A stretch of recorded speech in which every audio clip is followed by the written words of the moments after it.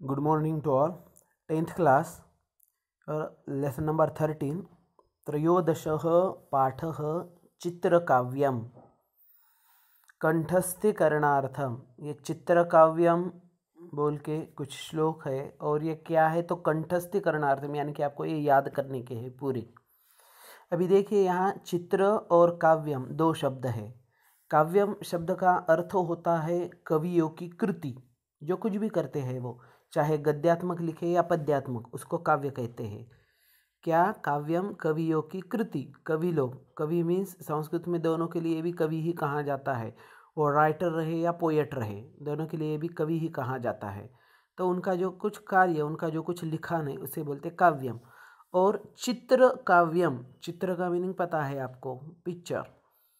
तो ये चित्र काव्यम, एक चित्र आपको दिया हुआ रहता है और उसके ऊपर एक श्लोक रहता है। देखिए ये पहले श्लोक में ये 4 चित्र आपको दिखाई देते हैं और उसके ऊपर ये एक श्लोक है, कंसम जघान कृष्ण। तो ये पहले इंट्रोडक्शन देखते हैं इसका। सुभाषितम नाम सम्यक रूपेण भाषितम। सुभाषित जो है वह अच्छी रूप से कही हुई बात, उसे बोलते हैं सुभाषित। संस्कृत सुभाषितानि आदर्श जीवनस्य गुह्यम आख्यांति। और संस्कृत के जो सुभाषित है ये आपका जीवन किस तरह से आदर्श होना चाहिए तो उसकी गुप्त बात आपको जो है यह बताते हैं। वैशिष्ट्यपूर्णानि सुभाषितानि संस्कृत भाषायाः सौंदर्यस्थानानि खलु। और ये वैशिष्ट्यपूर्ण जो सुभाषित होते हैं, जो जीवन के लिए बहुत ही इम्पोर्टेंट होते हैं, तो यह इस तरह के सुभाषित भी संस्कृत भाषा का एक बहुत ही महत्वपूर्ण एक सौंदर्य स्थान, एक अच्छा आनंद देने वाली जगह है। बुद्धि विकासकानि ना सुभाषितानि नाम चित्रकाव्यानि। और हमारा ये लेसन है कि चित्रकाव्यम, तो चित्रकाव्य किसे बोलते हैं? चित्रकाव्यम एक वचन है और चित्रकाव्यानि बहुवचन है। यहाँ बहुत सारे चित्रकाव्य है ना, ये श्लोक है इसके कारण। तो बुद्धि विकासकानि, आपकी बुद्धि का जो है यह विकास करने वाले यह जो सुभाषित होते हैं, इन्हें चित्रकाव्य कहा जाता है। तानि रंजकानि अपि सन्ति। और ये कुछ रंजक यानी कि आपके मन को आनंद देने वाले भी होते हैं। अस्मिन् चित्रकाव्ये, इस चित्रकाव्य में, अंतरालापः, ये उस चित्रकाव्य के प्रकार है। एक अंतरालापः, दूसरा अन्योक्ति ही, तीसरा हास्योक्ति, चौथा कर्तृगुप्ता प्रहेलिका, पांचवा समस्या पूर्ति और छठवा वाको वाक्यम इत्यादि यह सुभाषितानां प्रकाराः सन्ति। तो ये इतने यहाँ सुभाषितों के प्रकार आपको दिए हुए हैं। तो चलो इसमें का पहला देखते हैं क्या है। ये देखो पहला श्लोक अंतरालापः, यहाँ जो बताया था अंतरालापः, तो उसका यह एग्जाम्पल है। चलो देखते हैं इसको। कंसम जघान कृष्ण काशी तलवाहिनी गंगा केदार पोषण रताः कंबलवंतम न बाधते शीतम। अंतरालाप का यह उदाहरण है। ये देखिए कंसम जघान कृष्ण, ये यहाँ दिया है, ये एक पिक्चर, कंसम जघान कृष्ण। ये देखो काशी तलवाहिनी गंगा, ये काशी और वहाँ बहने वाली गंगा। उसके बाद थर्ड है केदार पोषण रताः, ये पिक्चर, और ये चौथा है कंबलवंतम न बाधते शीतम।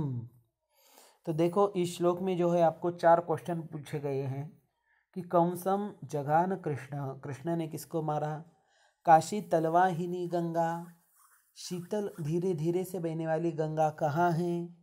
केदार पोषण रताः, दार मीन्स भार्या, दारा मीन्स भार्या, दार मीन्स कुटुंब, तो ये कुटुंब का पालन पोषण करने वाले कौन हैं? और कंबलवंतम न बाधते शीतम, कौन से बलवान व्यक्ति को ठंड परेशान नहीं करती है? कौन से बलवान व्यक्ति को ठंडी परेशान नहीं करती है? ये 4 क्वेश्चन आपको यहाँ पूछे गए हैं और ये 4 क्वेश्चन का आंसर इन्हीं में है। तो देखिए थोड़ा ये आप जो है ये लास्ट का निकालिए, पेज नंबर 82। देखिए इसके ऊपर थोड़ा ज़्यादा डिटेल में दिया है आपको, पेज नंबर 82। देखो स्पष्टीकरणम अंतरालापस्य उदाहरणम एतत्। अभी जो श्लोक हमने कहा है वो कैसा है तो अंतरालाप का उदाहरण है। अत्र प्रश्न चतुष्टयम वर्तते, यहाँ आपको 4 प्रश्न बताए हुए हैं। प्रश्ने एव तस्य उत्तरम वर्तते, और उन्हीं क्वेश्चन का जो आंसर है वो उसी लाइन में है। ऐसा शब्दालंकार से चमत्कृति ही, और ये शब्द अलंकार की चमत्कृति होती है। ऐसे श्लोक बहुत कम रहते हैं, लेकिन ये कुछ कुछ श्लोक ऐसे उपलब्ध है, तो इसके कारण ये आपको दिए हुए हैं। नेक्स्ट, कस्यचित् अक्षरस्य संयोजनेन विघटनेन वा प्रश्नस्य उत्तरम प्राप्यते। कौन से तो भी अक्षर को कहीं से निकालने से और कहीं से कहीं जुड़ाने के बाद जो है इसका आंसर आपको मिलता है। यथा, जैसे ये देखिए पहली लाइन, कम संजघान कृष्ण। कम बोले तो किसको, संजघान बोले तो मारा, कृष्ण बोले तो कृष्ण ने किसको मारा, यह क्वेश्चन है। कृष्ण कम मारितवान, कृष्ण ने किसको मारा। उत्तरम, कंसम जघान कृष्ण, कंस को कृष्ण ने मारा। अभी ये क्या है, यहाँ कंसम ये शब्द एक किया है, इधर क्या किया था, कम अलग था और संजघान अलग था। तो इसी तरह का यहाँ आपको भेद दिखाई देगा कि कुछ एकाध अक्षर या एकाध शब्द एक जगह से निकालकर दूसरी जगह आप लगाते हैं तो वहाँ आपका आंसर बन जाता है। देखो अभी यहाँ था कम अलग था, जिसका मतलब था किसको, और संजगान का मतलब था मारा, और ये कमसम एक किया तो इसका आंसर होता है कमसम जघान कृष्ण, कृष्ण ने कंस को मारा। तो वही क्वेश्चन एकाध अक्षर आपको कम ज़्यादा करना है, वही आपका आंसर है। तो इसी तरह के है ये। दूसरा, का शीतल वाहिनी गंगा, धीरे धीरे बहने वाली गंगा कहाँ है, उसका आंसर वही है काशी तलवाहिनी गंगा। ये देखो का और शी एक किया है और तलवाहिनी अलग किया है। ये जो जोड़े हुए शब्द है ना, ये रेड में आपको यहाँ दिए हैं। तो तलवाहिनी काशी, यानी कि काशी के सरफेस से जो गंगा चली जाती है तो वही तलवाहिनी गंगा कहाँ जाता है। के दार पोषण रता, के मीन्स कौन, दार पोषण मीन्स कुटुंब का पालन पोषण करने में कौन रता मीन्स मग्न है, बिजी है। दाराहा नाम पत्नी, दारा का अर्थ होता है पत्नी। तो दारा नाम कुटुंबस्य पोषणे के रताहा, तो कुटुंब का पालन पोषण करने में कौन मग्न है। उत्तरम केदार पोषण रताहा, केदार मीन्स फार्मर, फार्मर लोग जो है वही कुटुंब का पालन पोषण करने में मग्न हैं। अभी फार्मर लोगों को क्यों कहा गया है वही कुटुंब का पालन पोषण करते हैं, क्योंकि हम जो है अनाज जो खाते हैं वो खेती में निर्माण हुआ ही अनाज खाते हैं। केदाराहा नाम क्षेत्राणी, केदार बोले तो क्षेत्र यानी कि फार्म, खेती। कंबलवंतम न बाधते शीतम, कौन से बलवान व्यक्ति को ठंडी परेशान नहीं करती है। उत्तर है कंबलवंतम, कंबल का अर्थ होता है ब्लैंकेट, जिसके पास ब्लैंकेट होता है उसको शीतम न बाधते, ठंडी परेशान नहीं करती है। यह कंबलम धारयति तम शीतम न बाधते इति, जो कंबल को धारण करता है यानी कि ब्लैंकेट को धारण करता है उसको ठंडी परेशान नहीं करती है। देखो यहाँ ये ब्लैंकेट लिया हुआ मनुष्य है, यहाँ जो है ये केदार पोषण रहता है, कमसम जगान कृष्ण और काशी तलवाहिनी गंगा। तो ये 4 क्वेश्चन और इनका आंसर इन्हीं में है। देखते हैं दूसरा श्लोक। रे रे चातक सावधान मनसा मित्रक्षणं श्रूयताम् अम्भोधा बहवोऽपि सन्ति गगने सर्वेऽपि नैतादृशाः केचिद् वृष्टिभिरार्द्रयन्ति वसुधां गर्जन्ति केचिद् वृथा यं यं पश्यसि तस्य तस्य पुरतो मा ब्रूहि दीनं वचः। अन्योक्ति है।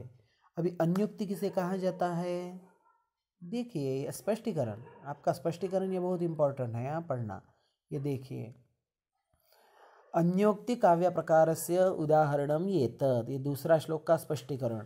यह जो है अन्योक्ति काव्य प्रकार का उदाहरण है। चातक पक्षी नवजल बिंदून एव पिबती, यहाँ चातक पक्षी का कहा है कि रे रे चातक, चातक को उद्देश्य मानकर बोला है कि यह जो चातक पक्षी होता है यह नए नए जल बिंदु को ही पीता है, यानी कि आसमान से जो पानी आता है वह उन्हीं को पीता है। अतः मेघः एव तस्य आश्रयः, इसी के कारण बादल ही उनका जो है वह आश्रय स्थान होता है। सर्वे मेघाः जलदायकाः न, और सभी जो बादल होते हैं वह तो जलदायकाः पानी देने वाले नहीं होते हैं। केचिन वसुधाम वृष्टिभिः आर्द्रयन्ति, तो कुछ बादल ऐसे होते हैं जो वसुधाम यानी कि पृथ्वी को पानी देकर आर्द्रयन्ति मतलब गीले करते हैं। केचन वृथा एव गर्जन्ति, उसमें के कुछ ऐसे होते हैं जो बिना काम के ही गर्जना करते हैं। तो इसी के कारण मन है जो गरजते हैं वो बरसते नहीं, तो वो खाली आवाज करते हैं। अतः कवि चातकम वदति, तो इसी के कारण कवि चातक को कहता है कि त्वम यम यम पश्यसि, आप जिसको देखते हो, तस्य तस्य पुरतः दीनम वचः मा ब्रूहि, तो उनके सामने आपको दीन वचन यानी कि गरीब की यानी कि आपको याचना करने की कोई ज़रूरी नहीं है, क्योंकि आप अगर सभी बादलों के सामने याचना करोगे तो वो सभी बादल तो आपको पानी नहीं देंगे। तो जिसके पास पानी है ऐसे ही बादलों को याचना करो जो आपको पानी देकर आपका जीवन बचाएंगे। और ये तो हो गया, ये अन्योक्ति है, याद रहे। ये चातक का यहाँ कवि ने जो है एग्जाम्पल दिया है। मेन चीज़ तो आगे है कि चातक माध्यमेन वस्तुतः कवि दीनजनान उद्देश्य वदति, और चातक के माध्यमों से कवि जो गरीब लोग हैं उनको बोल रहा है। ये धनिकाः, जो श्रीमंत लोग पैसे वाले लोग आप देखते हो, दीनतया याचना मा कुरु तेषां पुरतः, उनके सामने आपको बहुत ही ज़्यादा याचना करने की या मांग करने की कोई आवश्यकता नहीं है। यतः सर्वे दानशूरा न सन्ति, क्योंकि सभी लोग जो है वह दान करने वाले नहीं होते हैं। तो आपको समझ में आना चाहिए कि आपको किसके पास मांगना है और किसके पास चीज़ें नहीं मांगना है।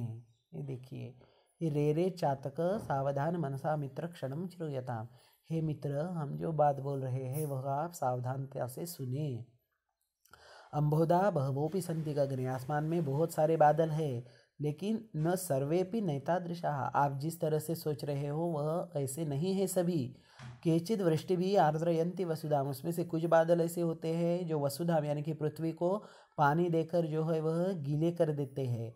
और गर्जन्ति केचिद वृथा, उनमें से कुछ बादल ऐसे होते हैं वो खाली गर्जना करते हैं। ये देखो काले बादल पानी दे रहे हैं और वाइट बादल कुछ भी नहीं दे रहे हैं।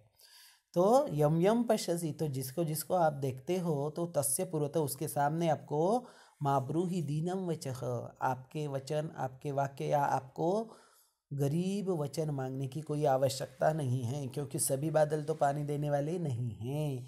तो जो बादल पानी देने वाले हैं उन्हीं के पास से आप याचना करो। तो गरीब व्यक्ति को भी कवि यहाँ बता रहा है कि दीनम यानी कि गरीब व्यक्ति, तो उसको बोल रहा है कि समाज में बहुत सारे श्रीमंत लोग हैं लेकिन वो बादलों के जैसे हैं, उनमें के कुछ ही ऐसे हैं जो आपकी मदद करते हैं और कुछ ऐसे हैं जो आपकी मदद नहीं करते हैं। तो जो आपकी मदद नहीं करते हैं उनके सामने आपको हाथ फैलाने की कोई ज़रूरी नहीं है।